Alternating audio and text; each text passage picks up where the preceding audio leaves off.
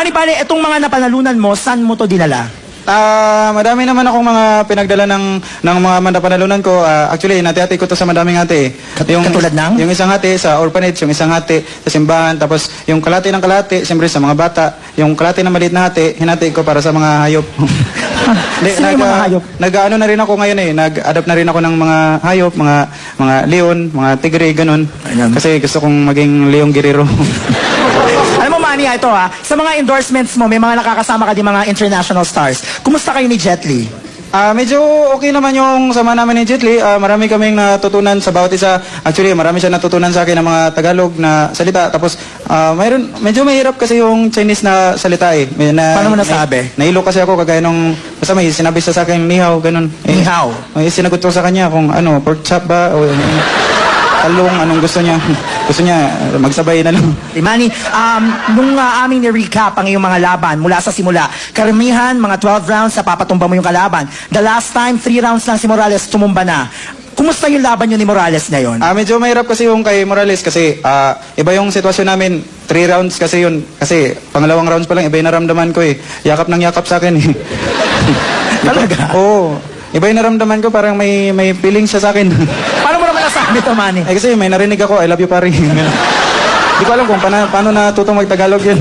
Siguro yun yung practice niya. Pero hindi, joke lang naman yun. Kasi ganun talaga, pag boxing, pag imakap sa'yo, ibig sabihin, nagpahinga lang yun ng isang seconds, tapos magsusuntok na ulit yun. Tama, normal pero kapag niyakap ka ng kalaban mo, tapos niyakap mo din siya, tapos sumiga na kayo, hindi na boxing yun.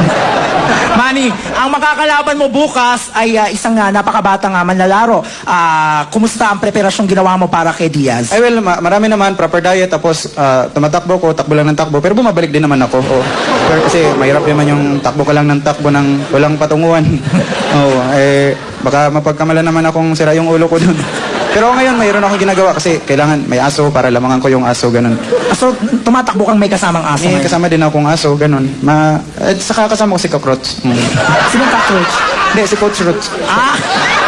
Kala ko pati ipis. Coach Roach. May nahirapan lang ako si Coach Roach. Ganun. Manny, ito. Isa sa mga... Manny, ito isa sa mga huli kong tanong. Si Diaz, kapag kinakapanayam siya, Manny, rami-rami niyang sinasabi. Parang ang sama-sama ng loob niya dahil kadalasan, ang mga Meksikanong nakakalaban mo, pinapatumba mo, Manny. Parang gusto niya, talagang mapatumba ka ngayon. Anong mensahe mo kay Diaz? Well, Diaz, it's up to you and it's up to me also. Ano naman yun eh. Sinabi ko naman sa lahat ng mga nakalaban ko ng mga Meksikano na huwag na talaga kayo eh. Kasi kaya ko naman sila inuubos kasi gusto ko talagang makabangga si Soro. Teka, may tatanong lang ako sa'yo. Bakit? Ikaw ba talaga si Julius Bangaw? Bakit? Bakit mo natanong? Mas kamukha mo si Mitch Valdez eh. Ikaw talaga pala biro ka. Ito, bago... Hindi, totoo po yun. Ikaw mas kamukha mo si Bilarde. Ito sa Manny, tuloy-tuloy tayo kasi medyo kailangan mo na magpahinga dahil bukas maaga pa ang laban mo. Meron ka bang nais pasalamatan? Well, pasalamatan ko siyempre lahat ng mga taong sumusuporta sa akin. Thank you very much for always supporting me. And sa lahat ng mga pumusta sa akin, thank you very much. Sa mga hindi naman pumupusta sa akin, buti nga sa inyo. At saka, ginagawa ko naman ito para sa lahat, sa ating mga kapwa ko Pilipino. I want you to, thanks God. Alam mo, Manny, kitang-kita sa mga nandito ngayon sa Las Vegas, Nevada na tuwang-tuwa sila. Pero gusto ko lang ipaalala sa'yo, Manny, na hindi lahat natutuwa sa tinatamasa mo ngayon. Meron mga ilang kang detractors. Gusto kang pabagsakin, sinisiraan ka. May iba pa nagpapakalat ng mga videos, pictures sa YouTube at through email. Ano masasabi mo yung nagpapakalat ng mga pangit na balita through email? Actually, matagal ko tang kinagimkim sa loob ko eh.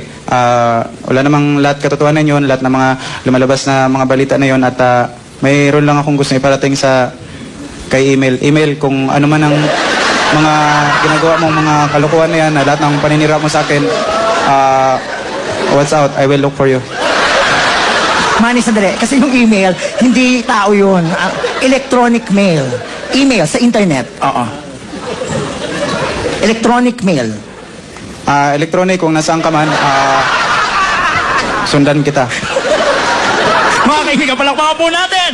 Pull for Manny Pacquiao! Ladies and gentlemen, Kim Idol!